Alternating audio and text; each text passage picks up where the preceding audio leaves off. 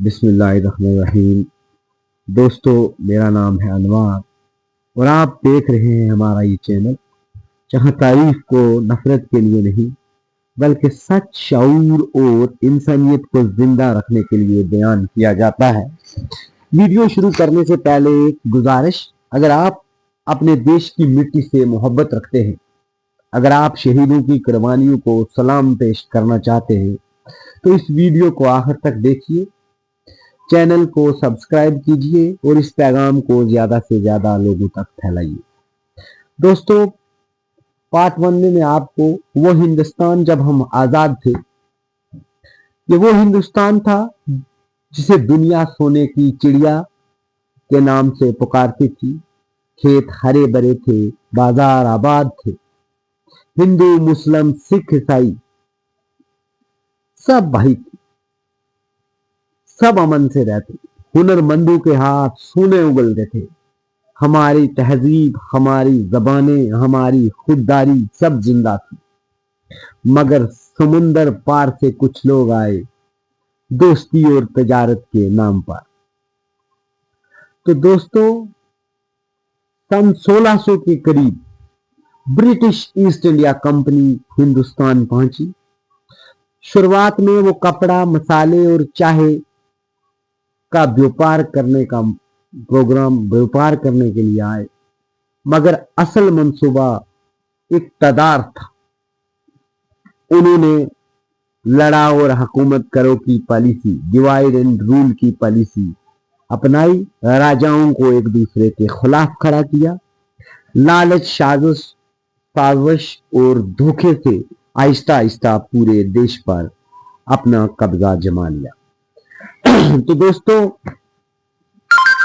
انگریزوں کے راج میں ہندوستانی اپنے ہی دیش میں غلام بن گئے، کسانوں پر بھاری ٹیکس لگے، ہنر مندوں کو جتنی بھی ان کی انڈسٹریل سیٹ اپ تھی، صنعتیں تھی، تباہ ہو گئی، اناج باہر بھیجا گیا اور یہاں قحط چھوڑ دیا گیا، لوٹ لیا گیا ہمارے دیش کو۔ دوستو، لاکھوں لوگ بھوک سے مر گئے، گھر ویران، گاؤں اجڑ گئے اور آواز اٹھانے والوں کو کوڑوں، جیلوں اور پھانسیوں سے دبایا گیا۔ دوستو، سن 1857 میں ہندوستانیوں نے پہلی بار کھل کر بغاوت کی۔ منگل پانڈے نے پہلی چنگاری جو تھی وہ سلگائی۔ سلام ہے اس منگل پانڈے کو۔ رانی لکشمی بائی نے تلوار اٹھا کر کہا، میں اپنی جانسی نہیں دوں گی، اور میدان جنگ میں شہید ہو گئی۔ ایسی بہادر بیٹیوں کو آج بھی ہمارا دیش سلام کرتا ہے، اور جب تک یہ آباد رہے گی دنیا، تب تک ایسے بہادر بیٹیوں کو سلام پیش کیا جائے گا۔ دوستو، گاؤں کے گاؤں جلا دیے گئے، مگر حوصلے نہ جلے، ہندوستانیوں کے حوصلے نہ جلے۔ دوستو، وقت گزرتا گیا مگر قربانیاں بڑھتی گئی۔ بھگت سنگھ صاحب نے، جنہوں نے مسکرا کر پھانسی قبول کی، سکھ دیو صاحب جنہوں نے نظریہ قربان کیا مگر سر نہیں جھکایا، راج گرو جنہوں نے ظلم کے سینے پر گولی ماری، اشفاق اللہ خان جنہوں نے ہنستے ہوئے جان دی۔ دوستو، رام پرساد بسمل صاحب جن کی شاعری بھی انقلاب، ہر پھانسی کا ایک درس گاہ بن گئی، جہاں سے آزادی کا سبق پڑھایا گیا۔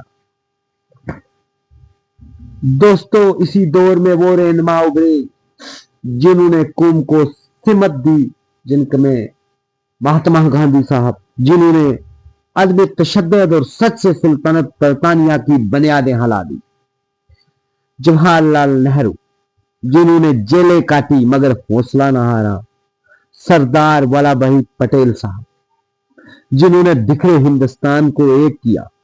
تو دوستو، وہی ایک انسان تھا جس کے کارن آج ہمارا دیش اتنا بڑا ہے، اتنی ساری ریاستیں جوڑی گئی ہمارے دیش کی۔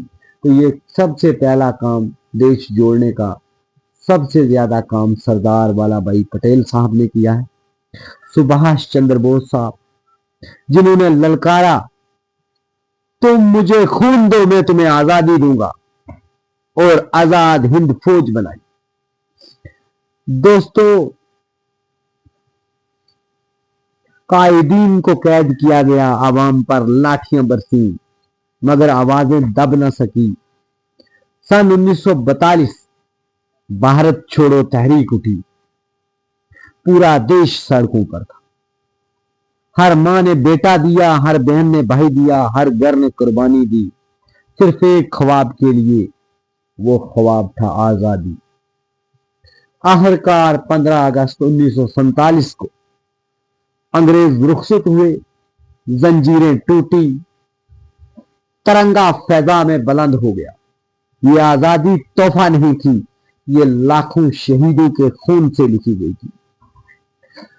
दोस्तों, न जाने कितने शहीद, जिनका नाम हम नहीं ले सकते, जिन्होंने हमारे देश के लिए कुर्बानियां दी।